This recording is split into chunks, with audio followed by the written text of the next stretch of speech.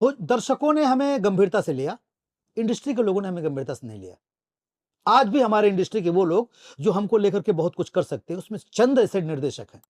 मैं एक निर्देशक है रवि भूषण, उनका नाम लेना चाहूंगा, जिन्होंने मुझे एक दिन कहा कि मनोज जी, आपका रंगमंच देखने के बाद मुझे लगा कि आप तो खतरनाक विलन बन सकते हैं। 100 फिल्म एज ए कॉमेडियन करने के बाद, 70% सुपरहिट देने के बाद, जिसको देख करके लोग हंसते हैं, एक आदमी मुझे मेन विलन बना रहा है।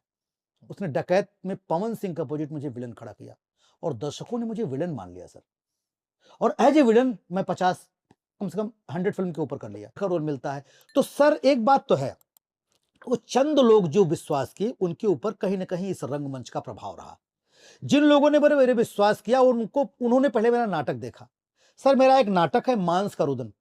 एक हिरनी एक कुत्ते से प्यार करती है और मंच पर डीआईजी, नौकर, ठाकुर, कुत्ता और हिरनी, ये 5 किरदार मैं अकेले करता हूं। 125 शोज हो चुके हैं पूरे इंडिया में।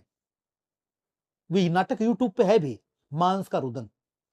और सर मैं नाटक शुरू करने से पहले चैलेंज देता हूं ऑडियंस को कि 5 मिनट रुकिएगा, उसके बाद जिसको जाना हो चला जाए।